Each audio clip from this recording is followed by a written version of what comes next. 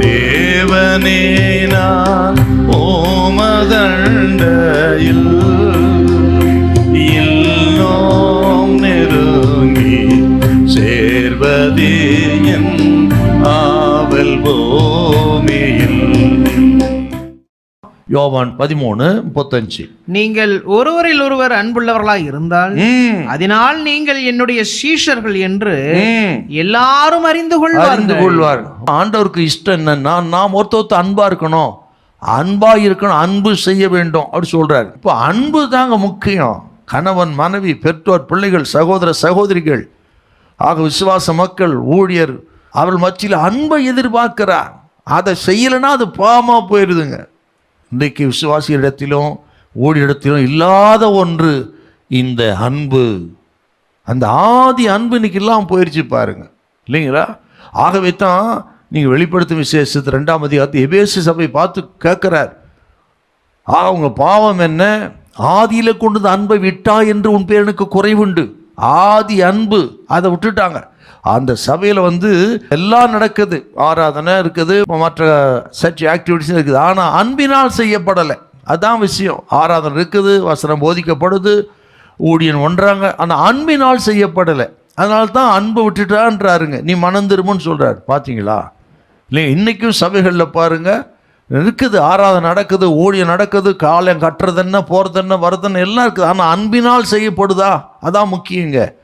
கணவன், மனைவி, பிள்ளைகள், பெற்றோர், அன்பு ரொம்ப முக்கியம். அன்பு ரொம்ப முக்கியம்.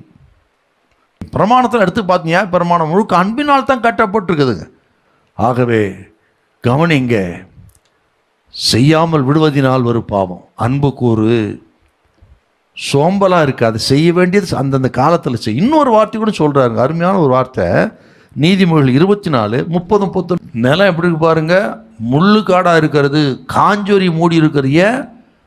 அவன் ஏற்ற காலத்தில் செய்ய வேண்டியது நிலத்துக்கு செய்யலாமே இல்லையா? உழுது பராமரித்து நிலத்தை அவன் சரியாக பராமரிச்சிருந்தா முள்ளு காடாக இருக்குமா? அப்போ அறுப்பு காலத்தில் பிச்சு கேட்டாலும் கிடைக்காதுன்றாரு, இல்லைங்க? எவ்வளோ முக்கியமான வார்த்தைங்க. நிலத்தை நீ அந்த காலத்தை பராமரிக்கலைன்னா ஆக நீ பட்டினியே தான் கிடக்கணும்.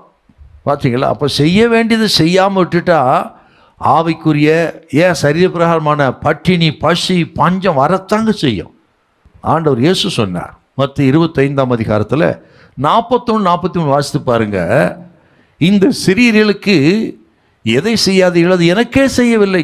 நான் பசியாக இருந்தேன், போஜனம் கொடுக்கல, தாகமாக இருந்தேன், தாகத்தை தீர்க்கலை, வியாதிப்பட்டு சிறையில் இருந்தேன், வந்து பார்க்கல என்று சொல்லிட்டு இந்த சிறியர் உனக்கு எதை செய்யாதிருந்தீர்களோ அது எனக்கே செய்யவில்லை, ஆகவே நீங்கள் நரகத்துக்கு போகட்டார்.